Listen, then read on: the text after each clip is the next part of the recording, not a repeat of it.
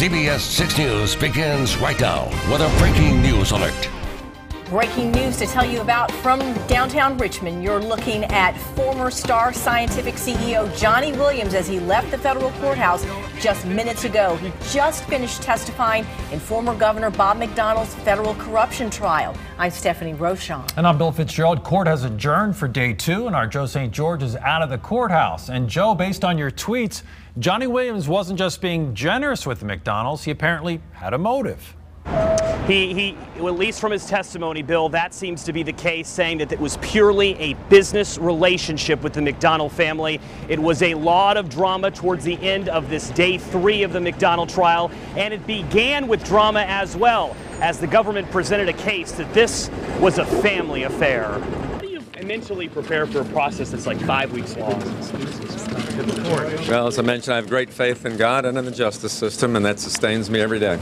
The McDonnells entered court Wednesday separately, not wanting to talk about their marriage. Inside, the prosecution seemed uninterested as well, shifting the focus back to the gifts, releasing this picture of the McDonnells and Jonnie Williams' Ferrari. On the witness stand, Williams' personal assistant Jerry Fulkerson testifying no politician asked for more than the McDonnells, saying she coordinated vacations for them to Smith Mountain Lake, to Cape Cod, handled a personal inquiry from the youngest McDonnell daughter, Rachel, to fly her to Florida, as well as for a private jet pickup in Richmond of the twin McDonnell sons that then went on to Virginia Beach to pick up their sister, and then to the Homestead Resort in Hot Springs. I think the prosecution is trying to show that this was much more than what they've listed in the indictment, and that it was a family affair.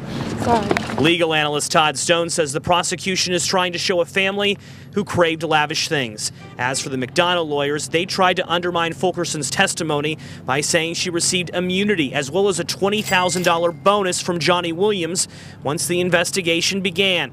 Also, getting her to admit she coordinated gifts to former Attorney General Ken Cuccinelli as well, including usage of the private plane and the Smith Mountain Lake vacation home. It might give the impression that the prosecutors are being unfair in selecting the governor when they could have been selecting other folks as well. But of course, the biggest part of this trial here on day 3 happened around 4:30 when Jonnie Williams, the government's star witness, took the stand. He will continue his testimony tomorrow. Bill and Steph, he did say that I pay for personal trips because, quote, it's become common practice here in Virginia. And if you're a Virginia company, you want access to these people, and an airplane accomplishes that. Joe, it's Steph. Did Williams indicate on the stand that he knew what he was doing might be illegal? He did not directly say that, at least not yet. Again, his testimony, Steph, will continue 9:30 tomorrow morning. He did say that when he went to New York City, you may recall that shopping trip that Maureen went on, he did say that he texted back to Maureen, "Are you sure this is okay?" Maureen responded, "Yes," quote, "We can go shopping now." More drama will continue on day 4. Again, Jonnie Williams continues his testimony tomorrow. We'll have live coverage. Bill and Steph, back to you.